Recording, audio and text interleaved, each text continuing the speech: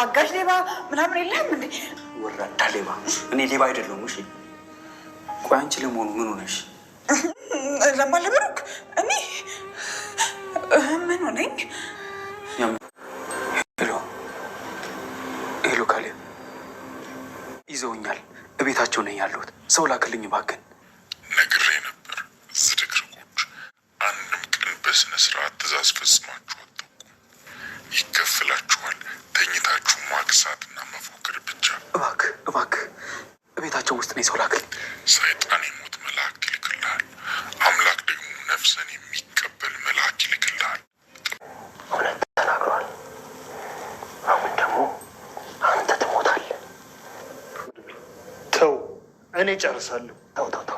ተው ብሩክ፣ አንተ አትነካካ። ምክንያቱም ጉዳዩ ከኔ ጋር ነው። ጉዳዬ ከኔ ጋር ነው አይደለም?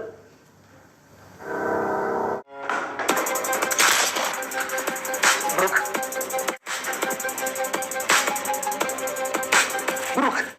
መድብልና ካሌብ እስከ ዛሬ እንግዲህ ያም በመልእክት ነበረ። ዛሬ ግን የመጨረሻ እንግዲህ የመጣው ይንጣ ብሎ ካሌብ ሞሲሳም እንግዲህ ሰፈር ድረስ መጥቷል ማለት ነው። መድብልም እንግዲህ እሱን ለመግጠም ዝግጅቱን ጨርሷል። እንግዲህ በባለፈው ብዙ ሰዎችን ሲልክ ነበረ በሰዎች ለማስገደል መድብልን ብዙ ነገር ለማስደረግ ብዙ ለፍቷል አቶ ካሌብ ሞሲሳ። በመጨረሻ ዛሬ ግን በቃ ላንዴና ለመጨረሻ ብሎ የወሰነው ውሳኔውን ካሌብ እንግዲህ ውሳኔውን እርምጃውን ለመውሰድ መጥቷል ማለት ነው። ዲጂ ቆሜልሃለሁኝ ውጣ አንተ እስካሁን እንግዲህ አንተ ጋር በቃ ፊት ለፊት መግጠም አመረኛል መጥቼልሃለሁኝ በማለት ነው እንግዲህ ዛሬ ካሌብ ሞሲሳ ለመድብል መልእክቱን ያመጣው። መድብልም እንግዲህ እስከዛሬ ሲፈልገው የነበረ ነገር ነው። በርግጥ ግን ደግሞ በምን አይነት መልኩ ማስወገድ እንዳለበት በራሱ መንገድ ብዙ ሐሳቦችን ሲያስብ ብዙ መንገዶችን ሲያመቻች ቢቆይም አሁን ግን ያው የመጨረሻው ሰዓት የደረሰ ይመስላል። ምክንያቱም ካሌብ ሞሲሳ እስከ ደጁ ድረስ መጥቶለታል ማለት ነው ቤተሰቦቻችን። ስለዚህ አሁን እዚህ ጋር የአእምሮአዊ ፈተና የተሰጠው ይመስላል መድብል። ምክንያቱም ይሄን ነገር በጥበብና በብልሃት ለመወጣት ነገሮችን በጥንቃቄ መራመድ በጣም ወሳኝ ነው። እዚህ ጋር ነገሮችን ማድረግ ባለበት መልኩ ማድረግ ካልቻለ ምናልባትም ዋጋ ሊያስከፍለው ስለሚችል ስለዚህ ይሄን ነገር ደግሞ በጥንቃቄ ማየት መራመድ ነገሮችን ማስተካከል ግዴታ አለበት ብዬ አስባለሁኝ። ለዛም ነው እንግዲህ ተፈተፍ እያለ የሚገኘው። እንግዲህ አላሰበውም። በሚገርም ሁኔታ እሱን ለማስገደል የመጣው ታሬ እንግዲህ አብሮ ጓደኛው ሆኖ ብዙ የሰሩት ጓደኛው ታሬ ነው እንግዲህ መድብል ለመግደል ተዘጋጅቶ ካሌብ ሞሲሳ ትዕዛዝን ይዞ የመጣው እስከ ቤቱ ድረስ ማለት ነው። እንግዲህ መድብል ባልጠበቀው መልኩ በእንደዚህ መልኩ መጥቶበታል። በጣም ነው የደነገጠው እውነት ለመናገር ማለት ብዙ ሰዎችን ለማመን ብዙ ይቸገራል። መድብል ግን ብዙ ነገሮችን አብረው ስለሰሩ ብዙ ነገሮችን ስላገዘው ይሄን ያደርገኛል ብሎ ያላሰበው ጓደኛው አብሮት የበላው አብሮት የጠጣው ብዙ ነገሩን የሚያቀው ታሬ ነው እንግዲህ መድብልን ዛሬ አሳልፎ ለመሸጥ እሱ የመድብልን ህይወት ቀምቶ እሱ ወደ ውጭ ሀገር ለመሄድ የውጭ ሀገር መሄጃ ሽልማት ይሸልማል ብሎ ካሌብ ሞሲሳ ባለው መሰረት ያንን ሽልማት ለመቀበል ግዴታ መድብልን ማስወገድ ስላለበት ያንን ሽልማት ለመቀበል ያደረገው ጥረት ነው እንግዲህ ታውቃላችሁ። ዛሬ ዘመን ላይ ጓደኛ ብትሉት ምን ብትሉት በቃ ገንዘብ ካገኘ እንደማይከዳችሁ ምንም መተማመኛ የላችሁም። እንግዲህ ለዚህም በትንሹ ማሳያ ነው ብለን እናስባለን የመድብልና የታሬ ጉዳይ ማለት ነው። እንግዲህ ብዙ ሰርተዋል ሲያብረው ማለት ነው። ከዛ ሲቀጥል ደግሞ በተለየ መልኩ እኔ በጣም እንትን የሚለኝ የነበረው መድብል በቃ ደጋግሞ ይነግረው ነበረ።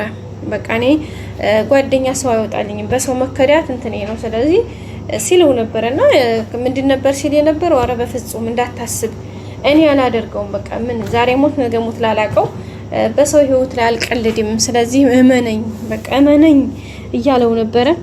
ግን ይሄው አምኖ ሲከተለው ይሄው ዛሬ እንግዲህ ካርቶት እንዳያችሁትኝ በሚያሳዝን ሁኔታ በዚህ መልኩ እያደረገ ነው የሚገኘው። ይሄ በጣም ከባድ ነገር ነው ወደ ቤተሰቦቻችን።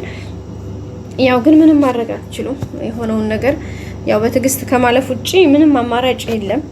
ለዛም ነው እንግዲህ መድብልም ነገሮችን መጋፈጥ ያለው ግዴታ ሆኖበት እዚህ ጋር ፊት ለፊት እየተፋለመ የምታገኙት ውድ ቤተሰቦቻችን በጣም አስቸጋሪ ነገር ነው። ከአንዳንድ ነገሮች ሁኔታዎች ትንሽ ከባድ ናቸው። ግን ደግሞ ምንም ማድረግ አይቻልም ማለት ነው። ውድ ቤተሰብ ዛሬ እንግዲህ ያው እንዳያችሁትኝ በመጥቷል ካሌብ ሞሲሳ መንጣትን ብቻ ሳይሆን በርህ ድረስ ውጣና ጠብቀኝና ግጠመኝ እያለ ነው የሚገኘው። መድብልም እንግዲህ በእርግጥ ይመጣል ብሎ እንደዚህ ባያስብም ያው ታሬን በቁጥጥር ስር አውለው ታሬን ብቻ ሳይሆን እንግዲህ ታሬ ራሱ ስንት ሰዎችን ይዞ እንዲመጣ ይታችሁታል። ግን ይዞ ቢመጣም ከነ መድብል ግን ማለፍ አልቻሉም። እዛው ተመተው ነው የወደቁት። እዛው ፍርስርሳቸው ነው የወጣው። ምክንያቱም አቅማቸው የሚችል አልነበረም፣ ሊችሉም አልቻሉም። እንዲህ ቀልድ አይደለም። መድብልና ብሩክ አንድ ላይ ሆነው ቀርቶ እየብቻ ራሱ ስንት ሰዎችን መጣል የሚችሉ ልጆች ናቸው። ስለዚህ ካሌብ ሞሲሳም እንግዲህ ያው ምናልባት ግብረ አበሮቹን ስላሰባሰበ ሊሆን ይችላል በኮንፊደንስ የመጣው ናውጣ እያለ ነው የሚገኘው። ስለዚህ እዚህ ጋር ብሩክ መድብል ጥንቃቄ ወስዶ ሲቀጥል ደግሞ ነገሮችን መመካከር በምን አይነት መልኩ በብልሃት መወጣት አለባቸው። እሱና ስላለው ብቻ እዚህ ጋር ወጥቶ ፊት ለፊት ምን አባክ ብሎ የሚጋፈጥ ከሆነ ሌላ ችግር ነው የሚፈጠረው። ምክንያቱም ካሌብ ሞሲሳ ብቻ ሳይሆን እዚህ ጋር ብዙ አጃግሪዎችን ይዞ ስለሚመጣ እሱ ደግሞ ምናልባት ለካሌብ በጥፍ ሁለት ካሌብ ቢሆን ለራሱ መድብል ችግር የለበትም። ግን እንዳልኳችሁ ነው ዙሪያውን ብዙ ሰዎችን ይዞ በዛ ላይ ዛሬ በየሰርፋው እንዳያችሁት ካሌብ በገንዘቡ የሚገዛቸው በገንዘቡ የሚያሽከረክራቸው ብዙ ሰዎች አሉ። ስለዚህ እሱ ጋር ነው ጥንቃቄ መወሰድ ያለበት ብዬ አስባለሁኝ።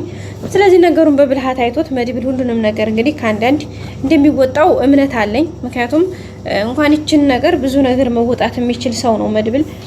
ስለዚህ እንግዲህ ብሩክን ወንድሙን እንኳን በምን አይነት መስዋዕትነት ውስጥ እንዲያወጣው የቅርብ ጊዜ ትዝታችን ነው። አሁንም እንግዲህ ብዙ ሰዎች ጋር መፋለም አቅሙ ያለው ሰው ነው መድብል።